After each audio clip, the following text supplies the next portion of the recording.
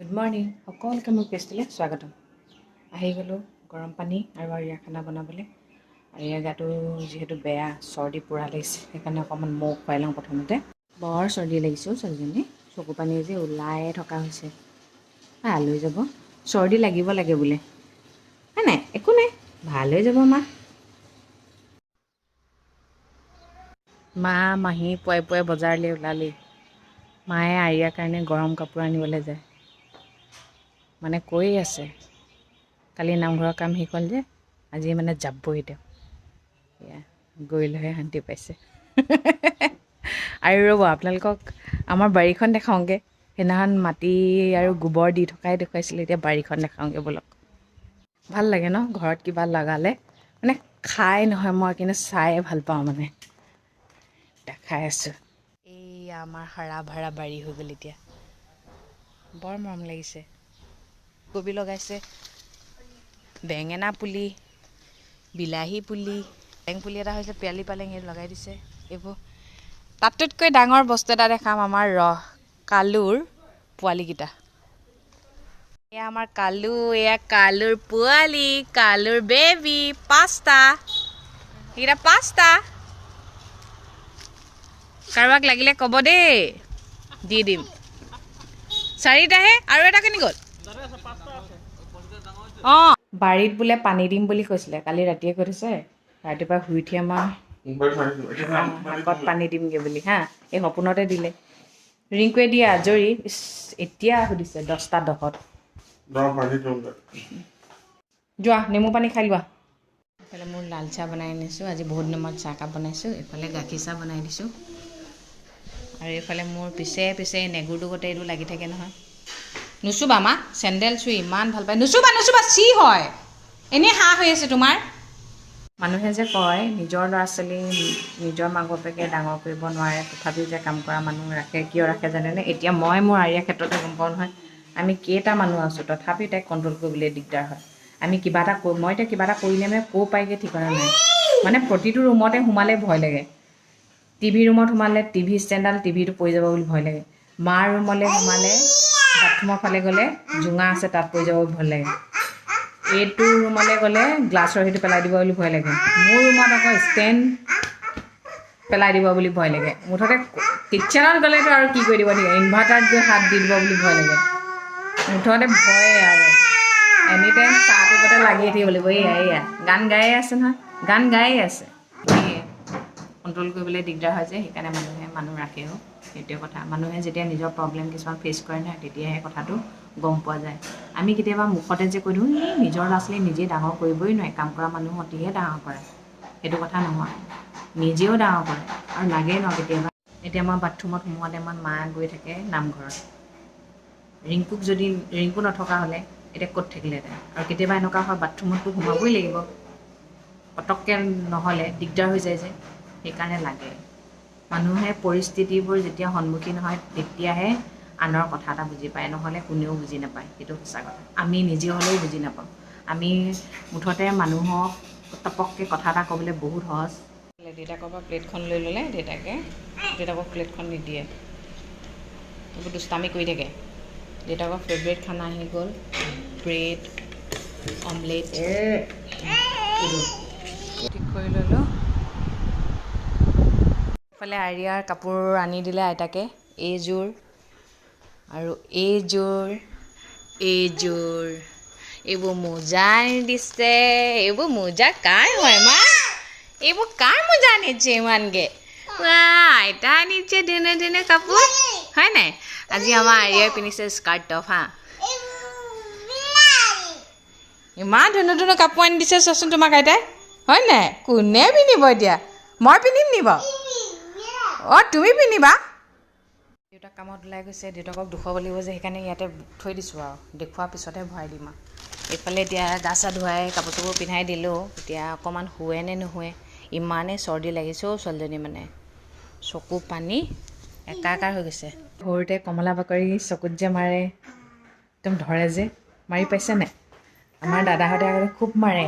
তাৰপিছত কমলা বাকলি এই ৰসটো যদি আপুনি স্কেল এপাতত মাৰি দিয়ে, মাৰি পিনে যদি হাতত লগাই এনেকৈ দি দিয়ে নহয়, জালখনৰ নিচিনা হৈ যায়। এনেকুৱা LP স্কুলত আমাৰ লগৰ ঋতুৰাজ আৰু হৃদাৰ্থ আছিলে তাহাঁতি যে কেনেকুৱা ছোৱালীবোৰ মানে চকুটোকে মাৰে কৈছোঁ ন সঁচাকৈ এইবোৰ দিন যে এতিয়া ভাবিলে মানে সপোন সপোন লাগে ন কিমান ভাল লগা দিন আছিলে এতিয়া যদি কৰিবলৈ যাওঁ মানুহে মাধৌ মাৰ দিব পাগলী মালি বুলি ক'ব এই বাৰীখনত মুঠতে মানুহ দেখিলে আৰিয়াই মানে আৰিয়া চিঞৰ কিয় জানেনে মানে মই আৰিয়াই কৈছোঁ মানে আৰিয়াই এই পাচলিবোৰ বান্দৰে খাই পেলাইছে কৈছে তাকে আহা মোক সুধিছা কমলা খাবা আহা মই কমলা খাইছোঁ আহা লৈ আহা এইফালে আহা এইটো লৈ আহা এইটো লৈ আহি এইফালে লৈ আহি খোৱা খোৱা মা খোৱা চৰ্দি লাগিছে অঁ আপোনালোকে দেখিছেনে মই আৰিয়াক গাৰু নিদিওঁ গাৰু নোলোৱাকৈ হোৱাটোৱে বহুত ভাল নখবোৰ দেখিছে ইমান দীঘল হৈ গৈছে আজিকালি আকৌ চিকু দিবলৈও শিকিছে কাটি থ'বলৈ আহিলে মাহী যায়গৈ মায়ে নিজৰ গাড়ীতে গ'লগৈ আৰু সেয়া থাকি পিনে গ'লে আকৌ বেয়া লাগে ন মাহীয়ে কলডিল আৰু ভোট জলকীয়া গাড়ী ষ্টাফক আনিব কৈছিলে সেয়া আনিছে ওলাই আহিলোঁ আৰিয়াও আহিছে আইতাকক থ'বলৈ হয়নে মা ইমান দিন থাকিলে গুচি গ'ল যে বেয়া আহিছে এতিয়া আজি ভাতত আছে শ'ল মাছ ফুলকবিৰ জোল এইফালে আপোনাৰ ওচৰৰ মানুহ ঘৰ যে খেতি কৰিছে কি শাক আছিলে ৰিংকু এয়া সৰিয়হ শাক এইফালে ভোট জলকীয়া এতিয়া মাহীয়ে যে দি পঠিয়াইছিলে এয়া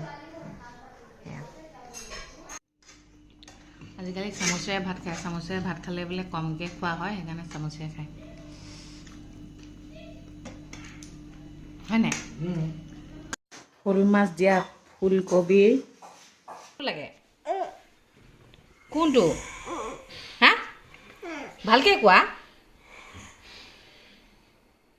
কোনটো লাগে কোনটো এইটো কি কোনটো উনো তোমাৰ উটো মই চিনি নাপাওঁ নহয়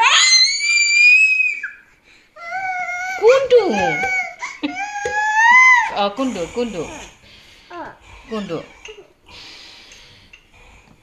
ৰাম বৰ প্লাষ্টিক লাগে মানে শান্তি নে এতিয়া শান্তি এইটো নাম নেকি এইটো নেকি দুষ্ট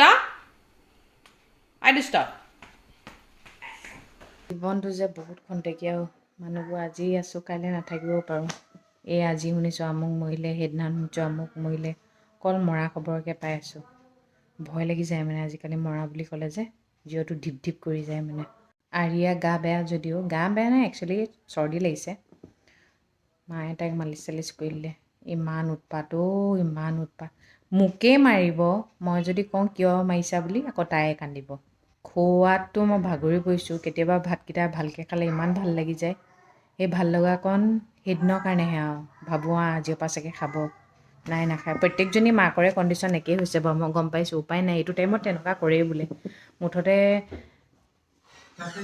এটাই কথা ভালকৈ খাই বৈ থাকিব লাগে তেতিয়াহে মাকবোৰৰ ভাল লাগে নহয় জানো বাৰু সেই একদম হাচিয়া অৱস্থা নাই সেই দুটাকে ল'ব লাগে অকণমান লোৱা অকণমান লৈ লোৱা যোৱা দেই এয়াই কৰি ফুৰে মন গ'লে গুচি আহিব মন গ'লে উঠিয়ে থাকিব ডাঙৰ হৈ আহিছে যিমান উৎপাত সিমান আহিছে পিছে ডাঙৰ হ'লে আকৌ ঠাণ্ডাই হৈ যাব যিমানে যি নহওক এটা হিচাপতহে উৎপাত কৰে হয় নহয় বাৰু কি ক'ম মানে মানুহবোৰ মৰা খবৰ পালে নহয় মনটো মানে চিনাকি মানুহবোৰ ঢুকাই গ'লে মানে বহুত বেছি বেয়া লাগে মানে কিয় মানুহবোৰ মৰে বাৰু মৰিবই লাগিব নি বাৰু যদি নমৰা হ'লে আগতে মানে মৰা কথা একদম ভবা নাছিলোঁ আৰু এনেকুৱা হয় মানে মৰিলে মানে যেন আকৌ আহি যাব এই দুদিনমানৰ কাৰণে মানুহটো নাইকিয়া হৈছে এতিয়া মোৰ দেউতাৰ কথা ভাবিলেও এনেকুৱা লাগে দেউতা যেন আছেই নাই যেন ফিল নহয় যেতিয়া মানে অকণমান ডিপলি ভাবি দিওঁ তেতিয়াহে মানে তেতিয়া কিন্তু বহুত বেছি কষ্ট হয় মানে বুকুখন বিষ হৈ যায় মানে সঁচাকৈ দেই ভগৱানৰ মায়া মানে মানিব লাগিব মানে এনেকুৱা এটা পাৱাৰ দি দিছে ন মানুহজনক পাহৰাই দিয়ে মানে কি হয় প্ৰথমতে আমাৰ যিটো দুখ লাগি থাকে মানুহ এজন ঢুকালে মানে তাৰপিছত দুখটো লাহে লাহে কমি যায় ন মানে প্ৰথমটো মোৰ ছমাহলৈকে এনেকুৱা হৈছিলে মইতো ৰাতি উঠি কান্দো মানে দেউতাৰ কথা মনত পেলাই তেতিয়া মই প্ৰেগনেণ্টো হৈছিলোঁ অৱস্থা বেয়া চাগে কিয় বাৰু মানুহ মৰিবই লাগে বুলি। সেইদিনাখন ফেচবুকৰ ফ্ৰেণ্ড এগৰাকীয়ে আৰিয়ালৈ গান এটা একদম পূৰা ৰেকৰ্ডিং কৰি দিছে আৰু মই বোলে গিফ্ট এটা পঠিয়াইছোঁ দেই। মই বোলো কি গিফ্ট? এই গানটো গাই শুনাইছে, কৈছে আৰিয়া শুনাব। আৰিয়া তোমাৰ কাৰণে গান এটা গাই পঠিয়াইছে নহয়, জানা নাই? কি দিছে জানা? গানটো মোক বহুত ভাল লাগে। তুমি শুনা মাৰে মৰমৰ, সুখে দুখে প্ৰতিটো জনমৰ। সেই গানটো ইমান ধুনীয়াকৈ গাই পঠিয়াইছে। Thank you. আজি মই চবৰে আগত কৈ দিছোঁ দেই, ইমান ধুনীয়া উপহাৰ এটা দিয়াৰ কাৰণে বহুত বহুত ধন্যবাদ। যিমানে যি নহওক মোৰ আৰিয়ালৈ যে টাইম অকণমান উলিয়াই, যিমানেই নহওক 1 মিনিটেই হওক 2 মিনিটেই হওক ছেকেণ্ডেই হওক মা তোমালৈ যে গান এটা গাই পঠিয়াইছে। মৰম থাকিলেহে পঠিয়াই, সেয়াই কিমান মৰম আছে। একদম অন্তৰৰ পৰা ধন্যবাদ জনাইছোঁ দেই। বহুত ভাল লাগিলে। হয় নাই মা? তুমি ভাল কাম কৰিবা আগলৈ, তেতিয়া ভাল পাব চবেই, তোমাক ইমান মৰম কৰে। হয় নাই মা? শুই দিলানি শুলেগৈ আৰু। ইমান আমনি কৰে নহয় আজিকালি, কণ্ট্ৰল কৰিবলৈ দিগদাৰ হয়ও ওচৰ। মইহে বুজি পাওঁ কেনেকৈ কণ্ট্ৰল কৰোঁ। য'তে ত'তে মোৰ মাৰি দিয়ে। একদম আলসুৱা হৈ গৈছে যে, সেইকাৰণে কিবা এটা মানে ক'বও নোৱাৰি। কিয় মাৰিছা বুলি ক'লেও কান্দি দিয়ে। সেইটো বেছি বেয়া হৈ যাব ন। অকণমান পিঠাগুড়ি খালে, ভাত খোৱা নামেই নলয় বাৰু। হ'ব খাইছে যে সেইটোৱে চাফিচিয়েণ্ট। আৰু এটা কথা কওঁ, মানুহবোৰ কিয় কাৰণে অহংকাৰী হয়? কিহক লৈ ইমান অহংকাৰ কৰে? পৃথিৱীখনত সকলো বস্তু লোকেই দিয়া। পৃথিৱীখন সৃষ্টি কৰিলে ভগৱানে, জন্ম দিলে বেলেগে, আকৌ কিহক লৈ অহংকাৰ কৰে? বোলে এনেকুৱা এটা মানুহ দেখুৱাই দিয়কচোন, নিজৰ বোলে কোটি কোটি টকা, ঘৰ বাৰী মাটি সম্পত্তি গাড়ী ঘোঁৰা লৈ গৈ শ্মশানত যাব পাৰিছে, তেতিয়া মই সেইটো মানুহক চেলুট কৰিম। সেইটো মানুহে অহংকাৰ কৰিলে ভাল লাগে। আৰু যিবোৰ মানুহে কষ্ট কৰিছে, কষ্ট কৰি ঘৰ দুৱাৰ বনাইছে, সেইবোৰ মানুহৰ অহংকাৰ নাই। কিন্তু কিছুমান মানুহৰ অহংকাৰবোৰ দেখিলে নহয় হাঁহি উঠে। কি কাৰণে অহংকাৰ? অহংকাৰে যে পতন, সেইটো কথা নাজানে নেকি? আনক জ্ঞান দিবলৈ বহুত ভাল, মানে নিজৰ ৰূপটোক লৈ, কিছুমানে সম্পত্তি লৈ। মানুহ হৈ যে জন্মগ্ৰহণ কৰিছোঁ সেইটোৱে চাফিচিয়েণ্ট, আৰু তাতকৈ একো নালাগে। কষ্ট কৰিছোঁ, খাইছোঁ, মানুহক মাত এষাৰ দিব পাৰিছোঁ, একো প্ৰব্লেম নোহোৱাকৈ চলি থাকিব পাৰিছোঁ, সেইটোৱে সুখী জীৱন। কিন্তু অহংকাৰ এটা লৈ সেইটো সুখী জীৱন বুলি কেতিয়াও নহয়। অহংকাৰ যাৰ থাকে নহয়, সেইবোৰ মানুহ ভিতৰি মানে এনি টাইম খঙত থাকে, প্ৰব্লেমত থাকে। সেইবোৰ মানুহে জানে অহংকাৰ বেয়া, খং বেয়া। যেতিয়া মানুহে জানিও নজনা ভাওজোৰে সেইটোৱে বিপদ হৈ পৰেগৈ। সকলোকে ভগৱানে এটা ধুনীয়া ধুনীয়া মগজ দিছে ভাই।